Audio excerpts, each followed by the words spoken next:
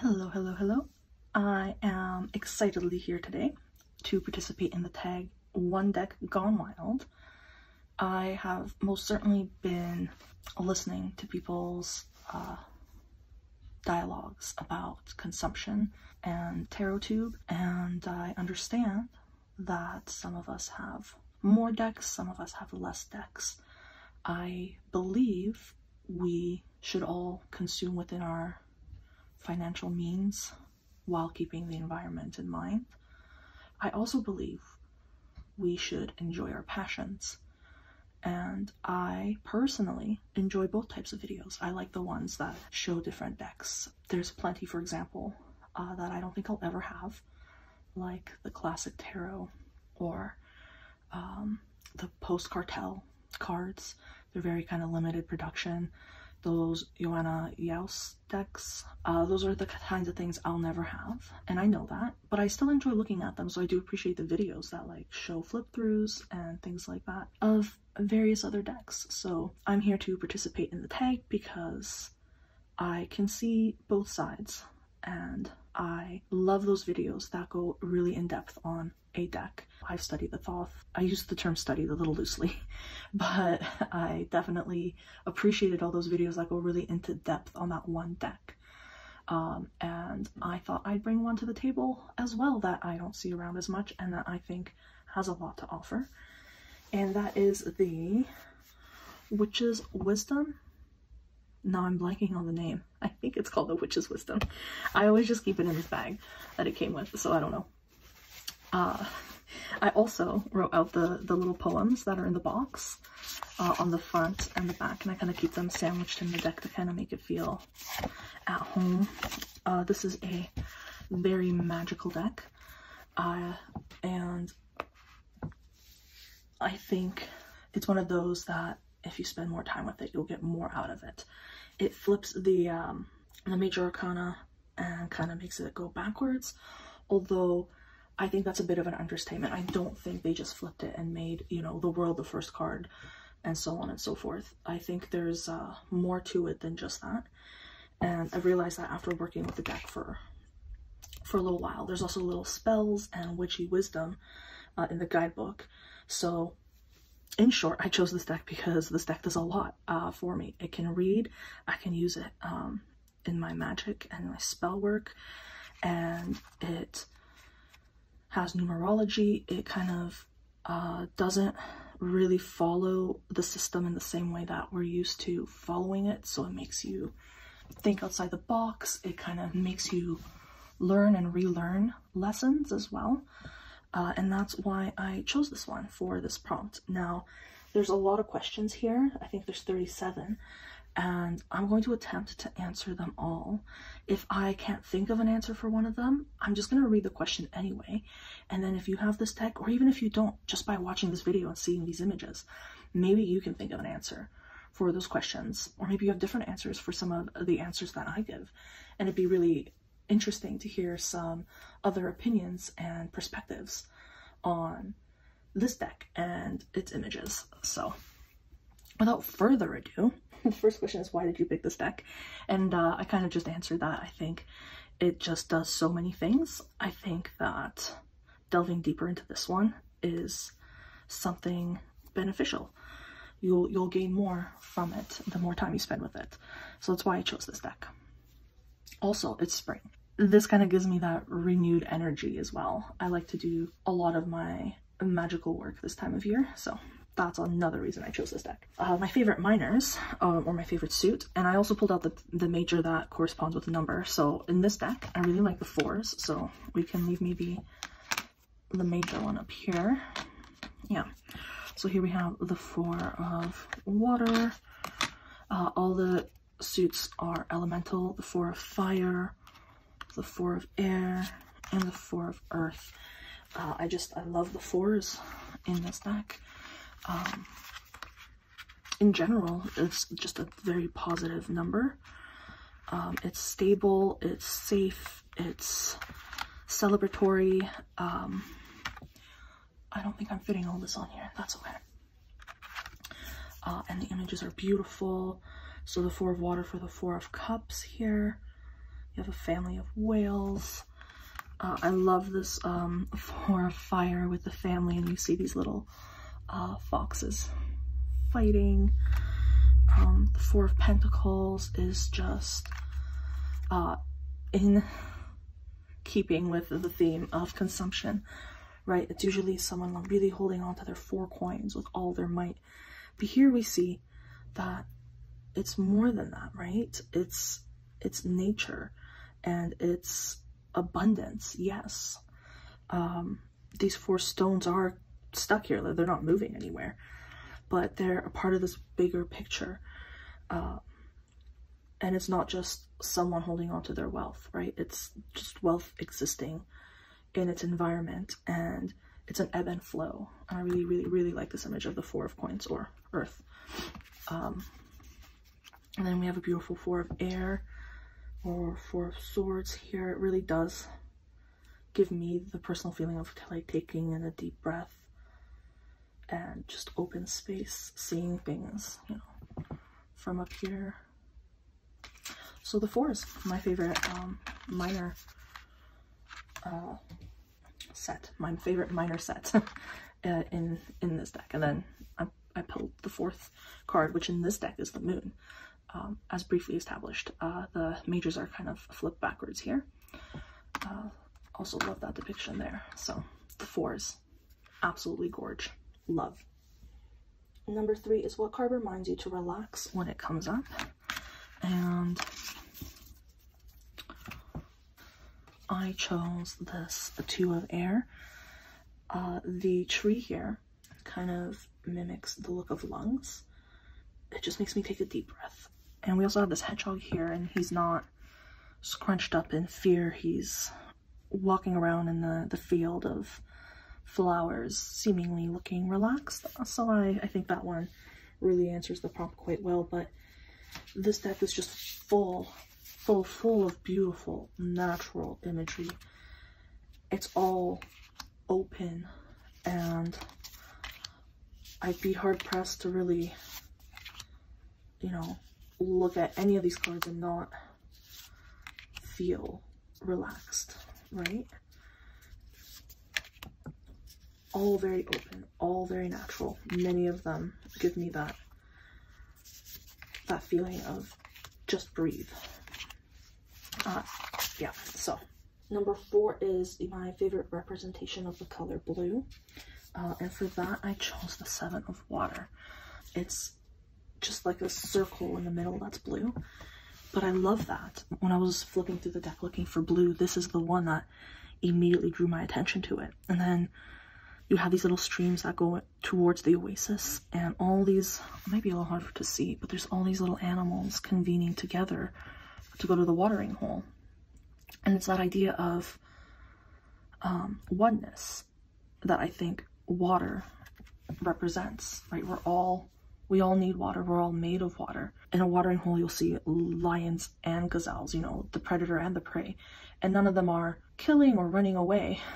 They're all partaking in the water of the watering hole. At that moment, they're all in peace and harmony with each other. They're not fighting, they're not hungry, but they thirst and they need the water. And I just think it's a beautiful representation of the color blue. The next prompt, your favorite representation of insert card. So I decided to do my favorite representation of some of the swords or air suit cards. They're often portrayed very negatively in images, and although that is a part of the air suit, I think in a lot of decks it's just overwhelmingly negative. So I wanted to pick some of my favorite depictions of the swords or air suit, like this 10 of air. It's beautiful. It's not hopeless or gory or scary in any way. The birds are coming out a lot more here that the spring has come, and you see them flying. I forget what they're called when they're like in flocks like this. There's a word. But the magic in which there's so many of them, like all this in the background, that's all birds. The way they can fly together and move together without, and it boggles my mind, you know, without bumping into each other, without going out of sync. As a clumsy person, I just am so in awe. And it's a more beautiful representation of the Ten of Swords, or the Ten of Air. And I love it. Prompt number 5? No, number 6. What card makes you feel nostalgic? It's hard to say. I don't know if I have any one specific card here that makes me feel very nostalgic, because it's so naturey, it's so grounded.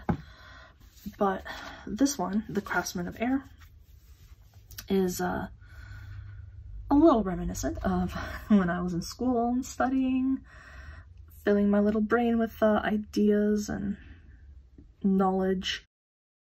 So a little nostalgia there in that card, in that sense, I suppose. Number 7, what card shifts your perspective? I'd argue all the cards in this deck shift my perspective. From the very, very beginning with, let's see if I can find a major here. Maybe not, but, you know, from the onset of all the majors being flipped on you, from the journey beginning at the world burning behind you. So maybe that first card is the one that really shifts your perspective, because it's the first one you see and you're like, what? Oh, here it is. Number 1 of the world.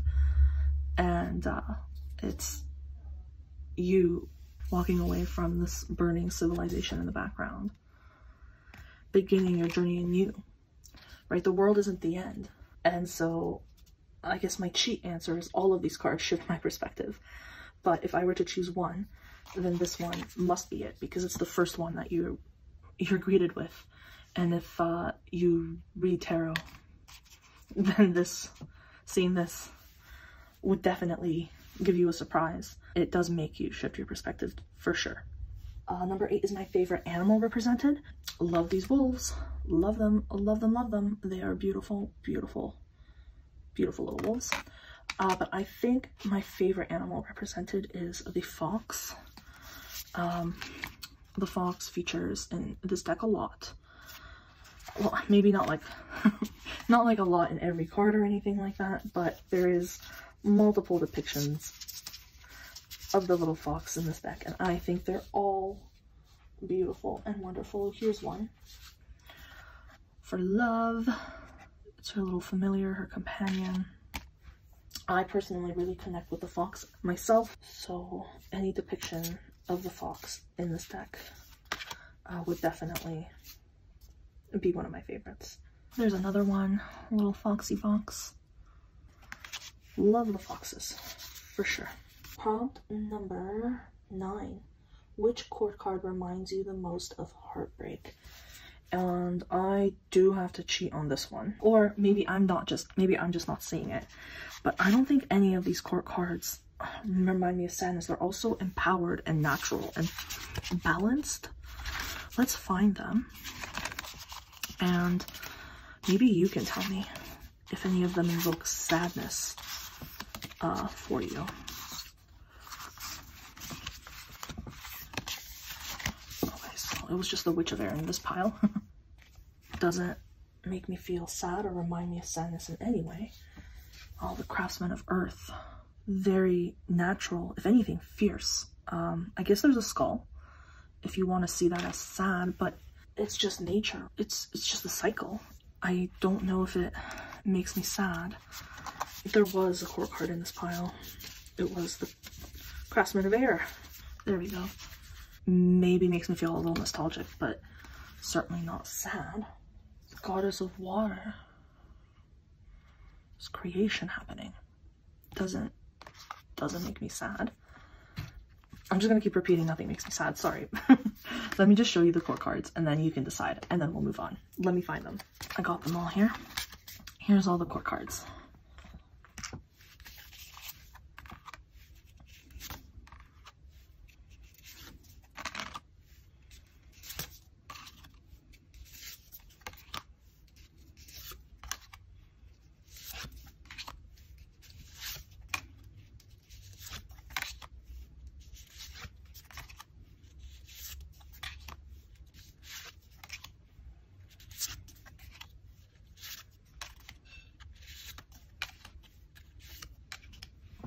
Do any of them make you feel sad or remind you of sadness? And if so, why? Yeah, all right. I kept saying sadness, but the prompt was heartbreak, sorry. Do any of those cards remind you of heartbreak? If so, let me know. Moving on, finally, which card consistently follows you or appears from this deck? I've often got the three, is it the 3 of fire? I think it's the 3 of fire. And I do also get a lot of the 3 of air from this deck. Yeah, it is the 3 of fire. I knew I would recognize it when I saw the picture. So these two, I remember the most when they've come up for me. This one, for very personal reasons, I don't really want to get into. And then the 3 of fire, that asks you to kind of trust the universe. Or not. It's actually supposed to be, I think, pixies. They're leading the way. Do you trust them? Do you not trust them? They're known to be kind of mischievous sort of energy. 11 is, if I made this deck a meal, what would it be? It would definitely have to be something natural and hearty, kind of like a harvest meal. Berries you pick from the ground, you know, they're like leaves and salads and berries, all from the earth. I have, you know, a vegetable garden, so probably pick some vegetables. And I think the meal for this deck, it wouldn't be a very processed meal. It wouldn't be, you know, I wouldn't be making creams and complicated cakes or anything like that. It would be, you know, what you harvest from nature, kind of cooked down in the most simple, there's the card I was looking for, berries. Kind of the most simple way. Give it a quick blanch, maybe add some very basic spices, and just be thankful and grateful to what, you know, Mother Nature has provided, the nourishment that is there for all of us to enjoy right there, you know, right from nature itself. Next prompt is, what is this deck's favorite book? I don't know what its favorite book would be, but I get this feeling that, and it might just be because of the poetry that's already on the box, the poetry on the box that I've written down. It says, ask your question, shuffle your cards, open the book, and take a look. Spirit hears what's in your heart and answers with love, wisdom, and art. And then the second written poem there was one for each suit. And so I think this deck would really like poetry. The feeling I get is that it would really like haiku. It's short and sweet. Traditional haiku always has something to do with nature or the seasons, and this being a very natural deck.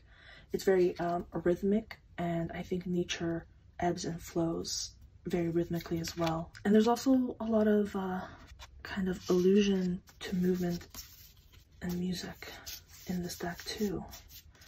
I was just thinking of the shaman card. Did we pass him? He's there beating on his drums. We might have passed him. I'm not gonna look for him now. Oh, there he is. There we go. Yes, I think haiku, the rhythmic, natural, season, nature-based poetry of haiku is what this deck would love. And now that I'm thinking of it, I might even want to write some of my own haikus and throw them in there with the deck too. All right, next prompt. If you were to travel anywhere, where would you take this deck? I would take this deck on a nature retreat. Anywhere filled with nature, even if it was just the park. I never have taken this deck outside. Maybe, maybe one day. Oh, prompt 14 is, where does this deck want to go? So I guess we kind of touched on that. Wants to go into nature, wants to go into seclusion, wants to go, you know, to the source of magic, which is Mother Nature. Prompt 15 asks, something you would change about the deck?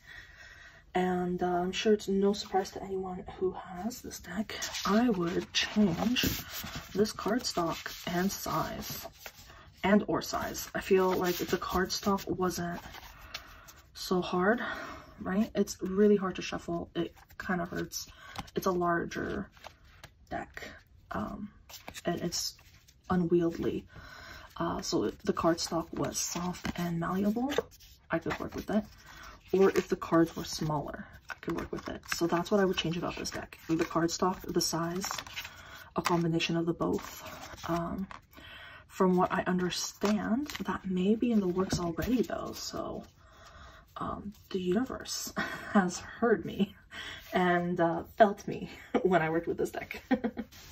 Prompt number 16. Which card would you hang in a room in your house, like as a piece of art, I suppose? And we're gonna go back to the moon here that I've left out this whole time because I just think it is such a beautiful card.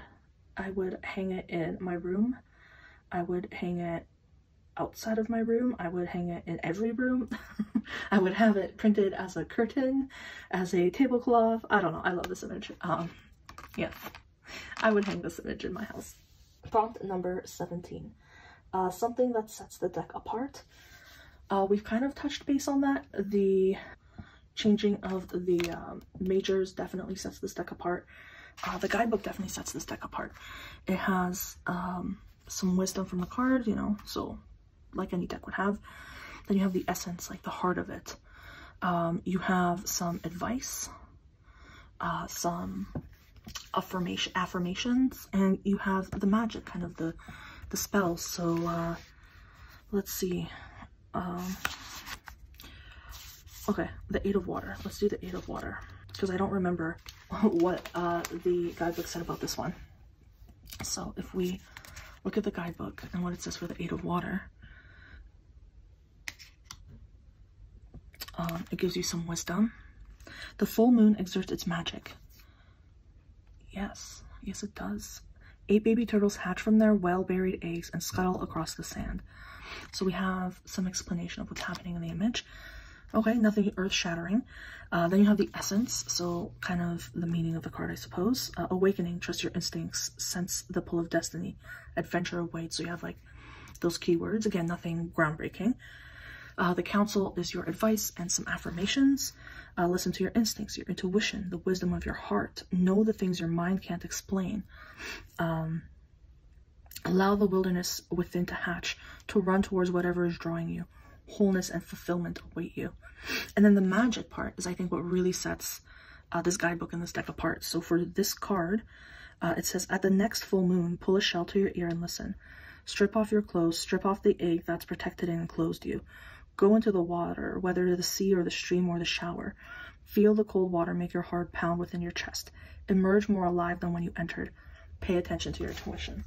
So that's what sets this deck apart. It gives you some magic to work with. I've been calling them spells, but that's what this deck does. That's different from everything else. I think it makes them beautiful altar cards. I think it helps you connect with your own magic and with the earth.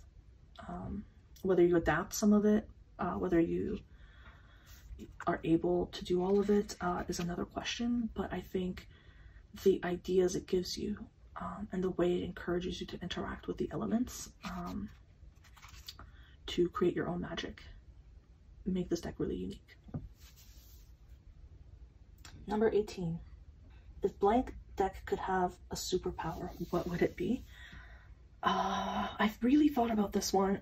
I wanted it to be like really fun and interesting, but I settled with maybe something a little boring. I think this deck's superpower would be healing. And I mean like super healing. I don't mean like, oh, let me go get a herb and heal you. I mean, yeah, it could do that, but it could also just, you know, bring you back from almost death, like the brink of death. It is a, you know, an amazing healer. It could heal you with its breath. Next prompt. Who would you gift a copy of this deck to if you could? I don't have an answer for this. I'm kind of alone in my practice, so I don't know anyone that I would gift this to. I guess, hypothetically, I would gift it to someone who I feel needs it. So number 20 is, what card would be your pet? I may have touched upon this also, but it would be the fox.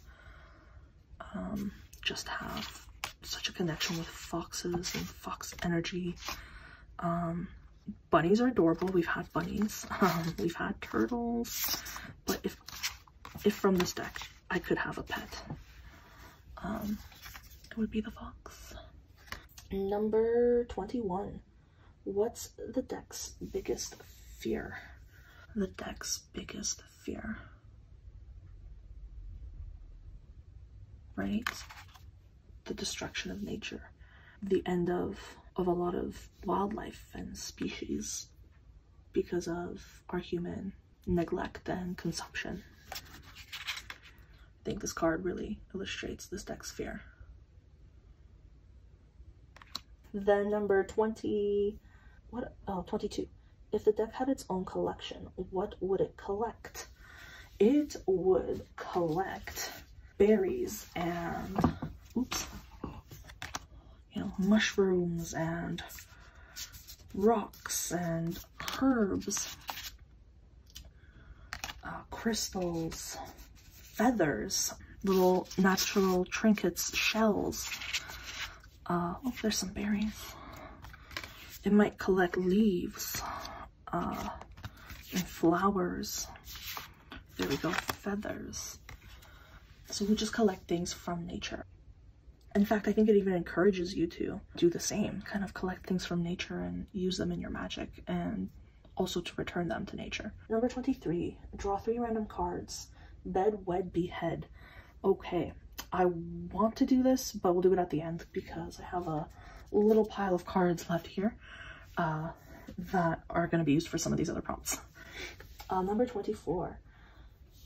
What's this deck's signature or favorite scent or flavor? Sage really came to mind for this one, I guess, because it feels so magical to me. I'm gonna stick with that. Number 25. Who is this deck in love with? And this deck is in love with nature. It's in love with all of nature, the beautiful parts and the ugly parts. It's in love with the whole cycle of life. Number 26 is, how old does this deck believe it is? I think this deck doesn't give me an age. It doesn't understand age in the same way we do. It's not going to say, oh, I'm 25 or 46. Oh, there's another fox. Sorry. It just doesn't understand time that way. Prompt number 27. Who is this deck's father? I don't think I understand. If you do, or you have some ideas, post them down below. I'll be sure to read them. Number 28 is, what is the gender of the deck? Or does the deck identify as a gender? I don't think it does identify as anything. At times, it gives me like a sacred feminine energy, depending on the reading that I'm doing. I don't think, though, that it has a specific gender that it identifies with. Most and least favorite card and why? Okay. Most favorite, beautiful, hanging in my house. We've been there. We've done that. My least favorite card is this Ace of Fire. It's my least favorite, not because I don't understand it, but because whenever it's come up in a reading, it just kind of looks out of place with all this other very natural imagery. Like even here, where you do have a person, you do have a tent, and you do have a cauldron in the background. Just something about this one with the anvil, or whatever that is, and just being so close to the cauldron, I guess. It just takes me away from the rest of the nature in this deck. Number 30 says, does any card remind you of someone? Who? I do have this card, the 9 of Water. That really reminds me of my father and my brother, who both really enjoy fishing. And I remember going with them when I was younger and seeing probably this exact very scene from that card. Which card in the deck do you feel most represents you right now? And right now, At this very moment, I feel like this rebirth card is me. Just happily dancing in the springtime. After sunset is when I'm happiest as well. 34. Which card in this deck makes you feel calm, seen, or emotional? Well, we talked about calm with that 2 of air, with the, there it is. I love how it was right there. The 2 of air makes me feel calm, relaxed, I think was that prompt. But calm also, many of them do because of the nature depictions on them. I also think this, the final card, the Council of All Beings, number 21, is a card that does make me feel seen. In the guidebook, it talks about how you're being welcomed into this council. So it's definitely something that makes me feel seen. And emotional, certainly that, was it the 5 of water with the polar bears? Definitely strikes emotion in my heart. Here it is. A sad emotion, but a strong emotion. What is this deck's favorite tarot deck? Perhaps Naturescapes. That's a great one that uses photographs, actually, of our actual world. That might be a favorite of this deck. When I use it, I actually don't pair it with anything because I find it so balanced and it gives me more than enough to work with. And I do use it magically. So I don't actually pair this deck with another deck. This is enough. This is more than enough on its own for me. And finally, oh no, two more. What is number 36? What is the outlier card of the deck? Yeah, we touched upon that also a little bit. It was that Ace of Fire with the up close cauldron and anvil type thing that I felt is an outlier because it really takes away all the nature. It's very up close. Even in the other images where there are humans or tents or tools, it's zoomed out enough that you see the natural world around you. And that one I feel is an outlier. I guess in the same sense this one might be as well for the same reasons, but it still has all that plant life, so I feel like imagery wise it's more cohesive than that Ace of Fire. And finally, what is this deck's favorite spread? I do not use this deck in a spread, or if I do, it'll just be a 2-card or 3-card pull. So 2s and 3s are this deck's favorite card pulls. More often than not, I will pull one, sometimes intentionally, meaning not randomly, but I'll actually look through them and I'll pick the cards that I want to work with this for my magic. So more often than not, I'm actually flipping through the deck or through the guidebook and picking the cards that I will be using to help me invoke the energy that I'm looking for. Thank you all for spending all of this time with me. I know it's been a long video. I am tired of hearing my own voice, so if you have any ideas about some of these prompts and how you would answer them, write them down in the comments below.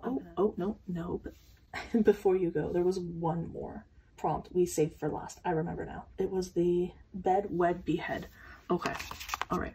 I'll pull 3 random cards and I'll just leave it to your own interpretations, okay guys? So the first one's going to be which card would you wed? The second one's going to be which card would you bed? And the third card is going to be which card would you behead? So here we are. All right. Wed, bed, behead. All right. I don't know if that makes any sense, but there you have it. I did all the prompts. I did it, guys. Take care. See you next time.